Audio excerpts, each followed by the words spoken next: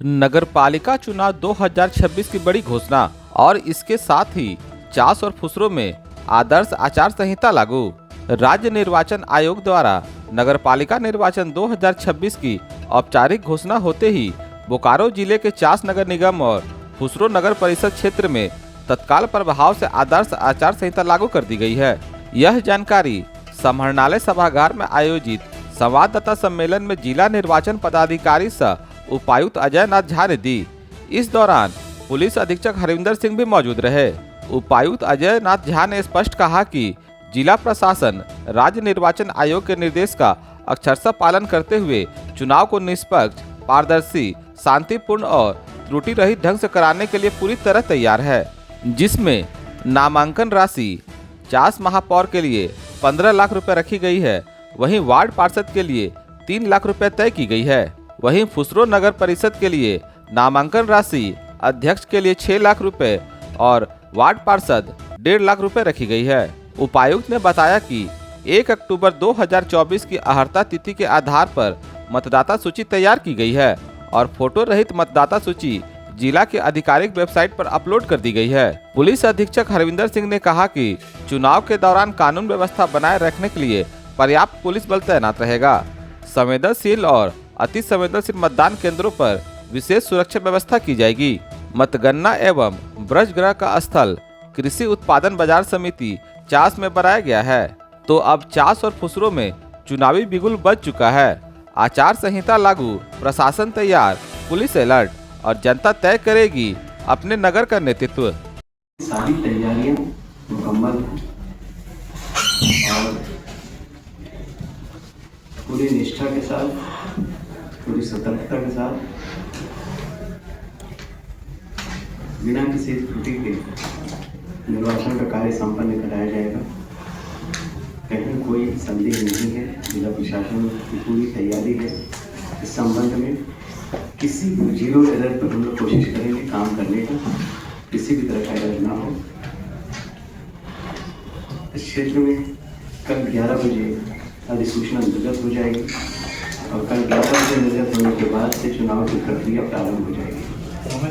आदर्श आचार संहिता को लेकर कोई कंफ्यूजन नहीं होना चाहिए। आदर्श आचार संहिता आज से ही प्रवृत्त है। आदर्श आचार संहिता वही प्रवृत्त है जहां चुनाव हो रहे हैं।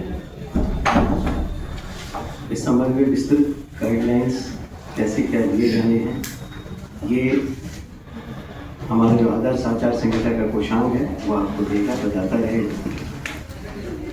एक मीडिया कोषांग भी कार्यरत रहेगा। सभी कोषांगों के वरीय पदाधिकारियों और नोडल पदाधिकारियों के अभी आपके साथ प्रेस कॉन्फ्रेंस के बाद बैठक है, उस समीक्षा की तैयारी कर ली जाएगी।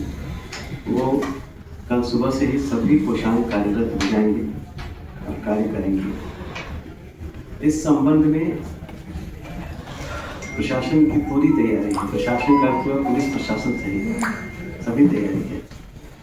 आम नागरिकों से जो चुनाव के क्षेत्र में प्रभावित होंगे उनसे विशेष आग्रह है कि वो बिना किसी भय के, बिना किसी लोभ के निर्वाचन में हिस्सा लें और अपना पसंदीदा अभ्यर्थी चुनेंगे।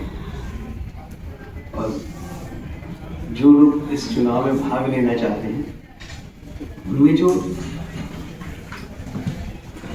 जो भी इसके लिए इंटरेस्टेड होंगे, जो भी अपनी रुचि रखते हैं कि हमें चुनाव के हिस्सा में चुनाव में की प्रक्रिया में भाग लें, तो जो आयोग के दिशा निर्देश हैं उनका पालन करना होगा।